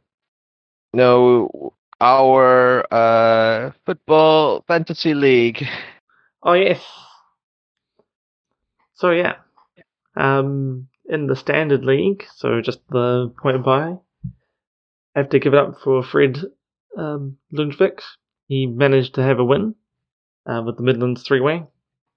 He took top place with 87 points, which was that's 14 clear of Drew Tastic in second, who was on 73 points. And then Edsta's Dream Team was on 70 points in third, before we had L1 Squared, Nadar, on 67. Yeah. At the bottom was Cocker Jean with Kexon, and then myself, bottom two, and Andre on lockdown, 36. So it's 25, 34, 36 going up. You managed to keep well out of relegation bottom. I know, this is one of the first seasons I've not been relegated. Yeah. And I finished below you, which I think is definitely the first season that I've managed that. That is disappointing by me. And in the draft league, we had Dr. Evil, Sharks with Laser Beams, winning with 81 points. It was close, because second place, which was Kiwi United with midfielder Tam, was also on 81 points. And there was a very slight goal difference of 10 points between those two. So that was very tight at the top. Neither of them lost during the season. There's both 27 wins and 11 draws for both of them. With Sharks and Laserbeam scoring 717 points versus Kiwi United 1,712. But Drew Tastic came third in that one, so he probably the best over the two ones, with a second and a third, with Nadar with the L1 triangle being fourth. So he managed to pick up fourth in both leagues. Yeah, well done, Nader. Yeah. Especially given he didn't realize how the draft worked. That was actually he good thought we had a salary cap, which we didn't. No. Because we remember he got the first draft pick and he picked Virgil van Dijk, which we were amazed about. We were all amazed about. Yeah. But once again, you finished above me in the draft as well. You finished 7th, and I finished 9th. So I was out of any relegation, if you're going to call it relegation there. The bottoms were Sparta Rotterdam with Dini in a bottle, then Kraton with Random Names, and Tohack United, Dave. So they're on 21 points, 37, and 42 points, respectively. Nice. Yeah. Thank you for everybody who wants to join our fantasy league next season. Especially the draft, it's heaps of fun. We do a live draft thing, and we do tend to have voice chat on, so people can discuss options and make decisions around what they want to do. That one we're doing the proper general voice chat on the draft. Yeah. Draft chat, and just anybody can join that way. But yeah, it's lots of fun. Normally the draft, it's always good. But I'll be next couple of weeks. I'll be setting that up, and we'll start looking at a draft date.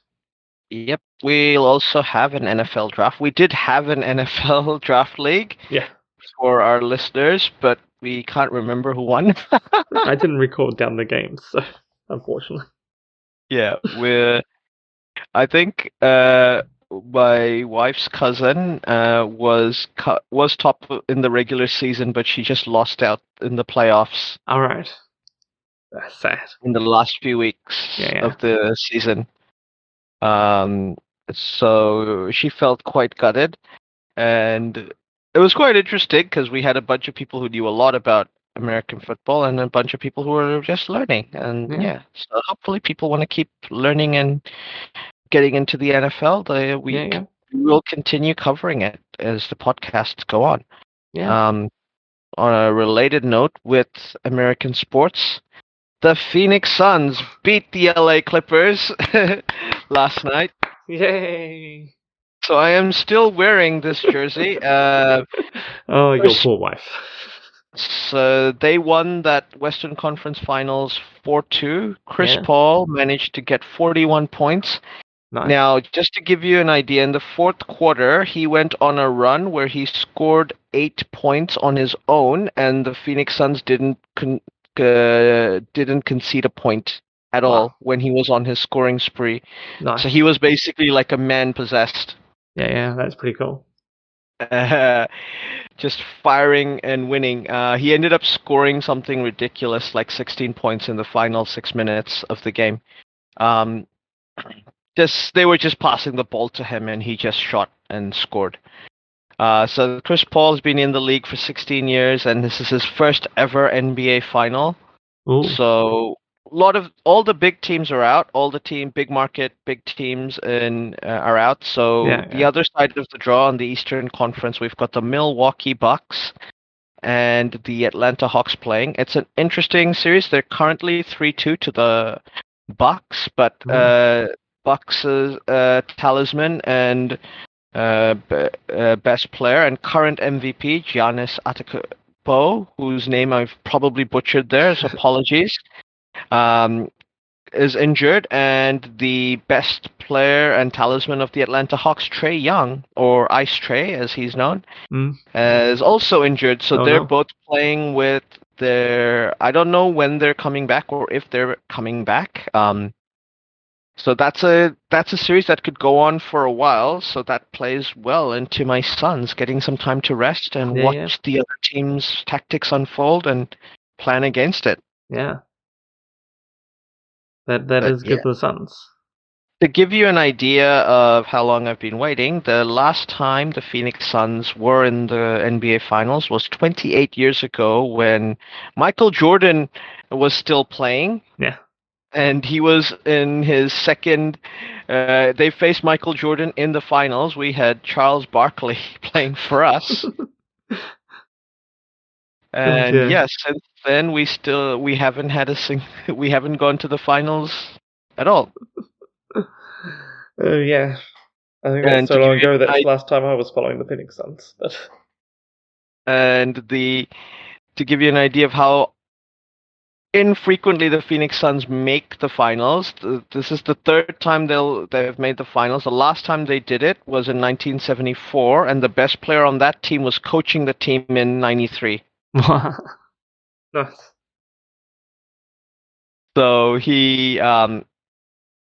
it's a long time coming, and be incredible if they manage to win a ring for the city, because I think Phoenix, Arizona hasn't had a sports title in a while in any sport. Can't think of any now.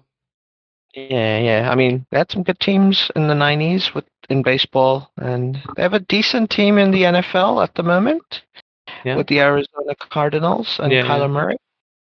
If you're looking for a quarterback for your draft team, I think the Cardinals' Kyler Murray is a good one this season. Just quietly. But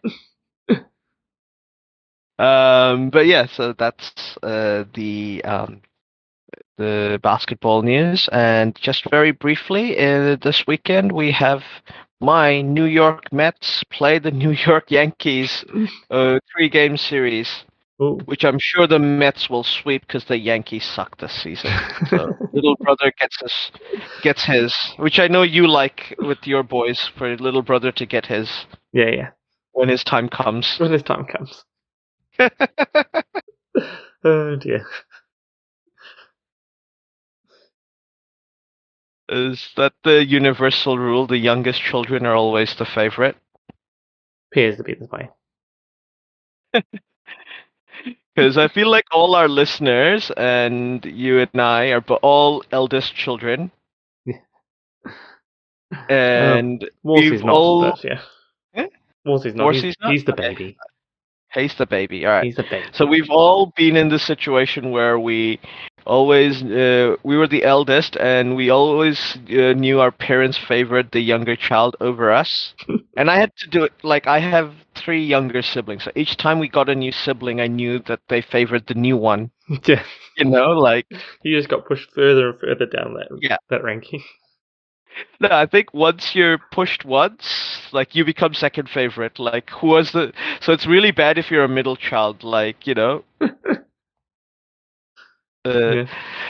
Unless you're like the only girl or like the only boy or something like that. Yeah.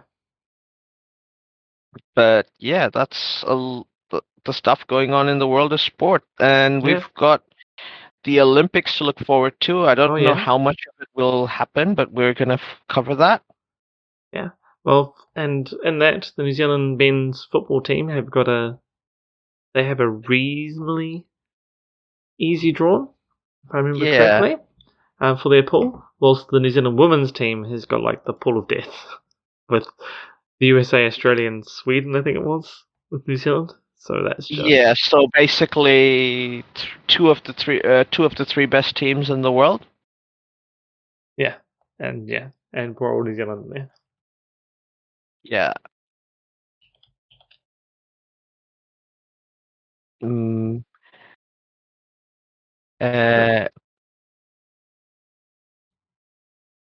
What's the men's one they had? Wait, what notes?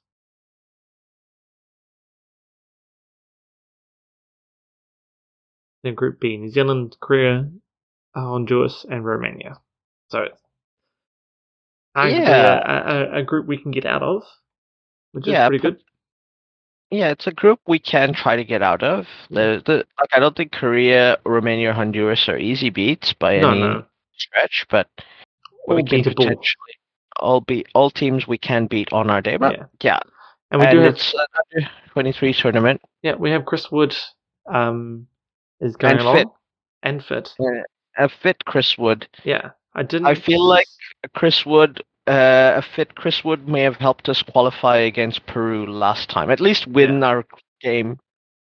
Win the first game in Wellington. Yeah, exactly.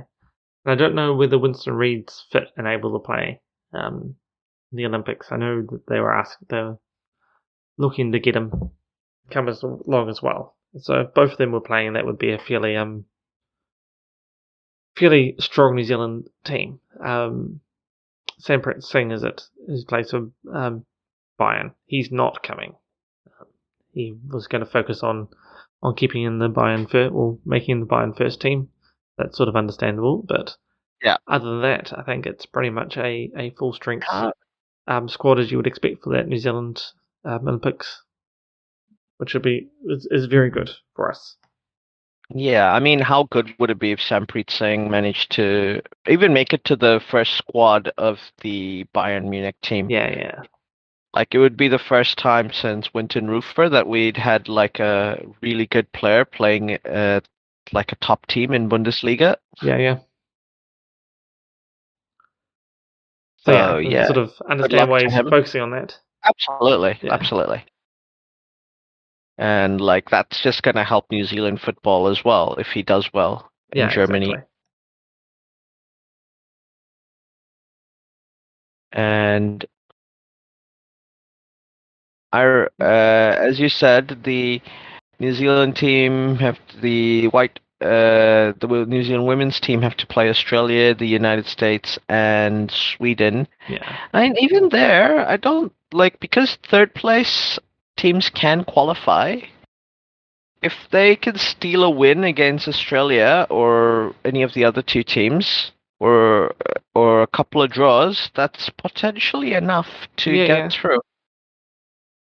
No, it's not impossible. They say it's definitely a tough ask for them. And I think they have the United States first. So I think that sort of sets the tone right there. Like, if they can get themselves sorted there and at the very least have a strong showing, I think that will give them some good confidence as well. And the New Zealand women's team is definitely one that lives on the team. So if they can get things working for them and they can feel like they have a chance, then they are good for an upset in there. Yeah, and did they? A lot of these players, I think, at the under-23 World Cup, they were part of that team that got the bronze. Yeah. Oh, right? it's a good New Zealand women's football team. Like they are very good. But I it's think really if they get out of unfortunate they this got picked in this group. It's basically the problem. Like if they got picked in anything I else. feel like if they can make the knockouts, that's a team that can win a medal again, because they've very recently won one. Yeah. And a lot of the players from that team are playing in this team. Yeah.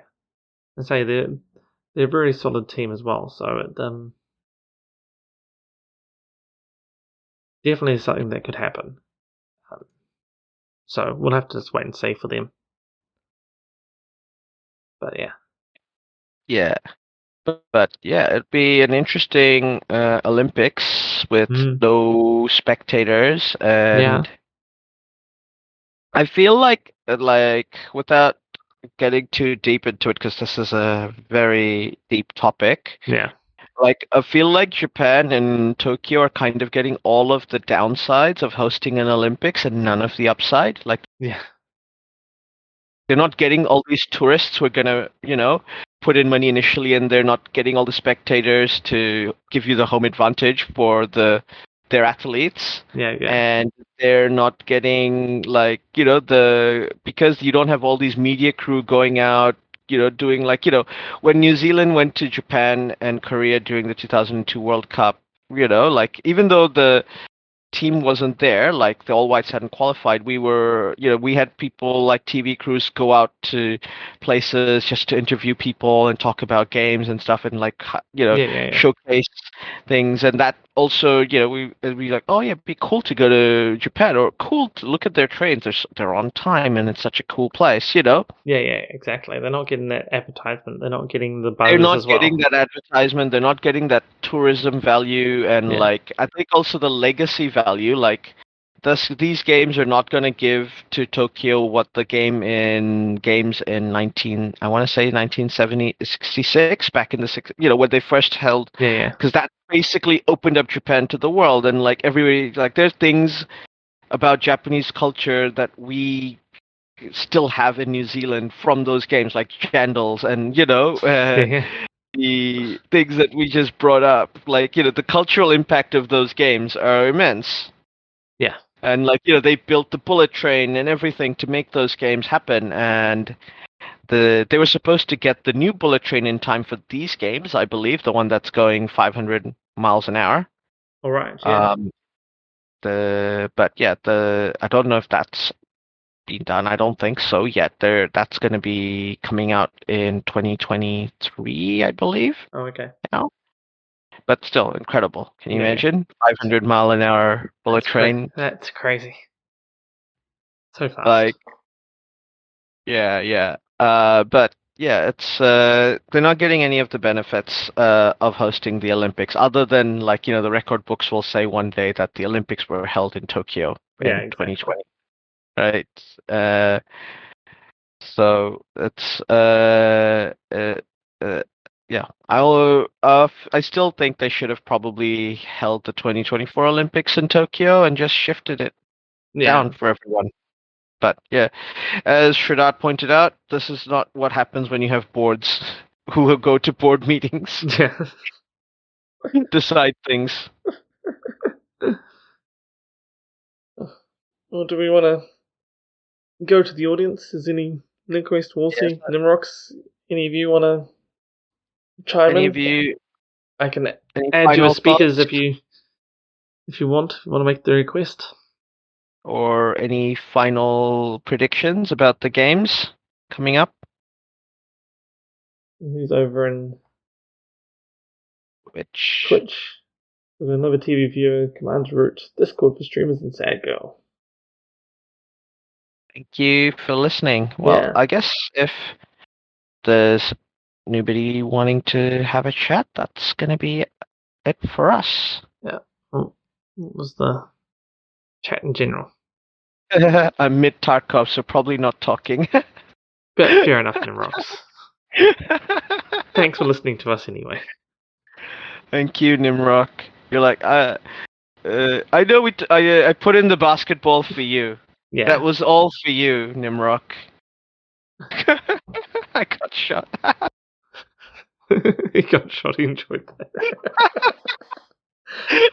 You got time to talk with us now, then. Go.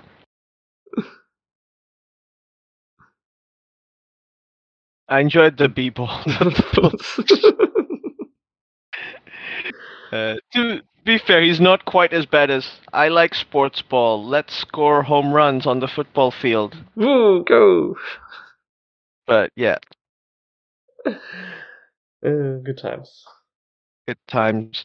Anyway, I hope you all enjoyed it. Very much enjoyed bringing it to you and have you all listen to us. We do plan to have more live streams and we'll really look forward to hearing your feedback of how we can improve and what we should and shouldn't look to do. So I think listeners this year will notice that we had quite a few changes or improvements. So we'll look to get some feedback on that. What people liked, what they didn't like, and we can improve on that.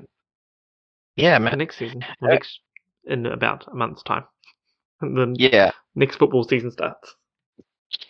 Yeah, it almost feels like we had 2 football seasons in a year. Yeah. With COVID year, doesn't it? Does feel a bit that way. Almost 3. Yeah, we've got crazy. Euros now as well, so that's just lengthening everything out. And Yeah. Oh well. We'll figure out what our post-COVID new normal is. I'm sure we will. Eventually. Yeah, when we get to post-COVID. Yeah. Stay safe, everyone. Take care and have a great weekend. We'll catch you next time.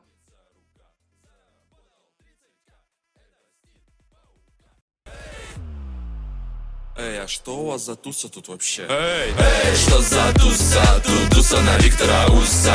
Эй, что за туса? Тут туса на Виктора Уса. Эй, что за туса? Тут туса на Виктора Уса.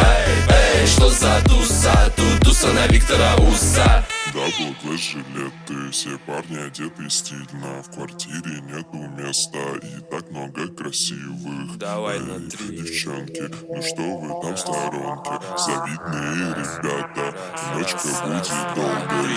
Эй, что за туса? Тут туса на Виктора Уса. Эй, что за туса? Тут туса на Виктора Уса. Эй, что за туса? Тут туса на Виктора Уса. Эй, что за туса? Тут туса на Виктора Уса.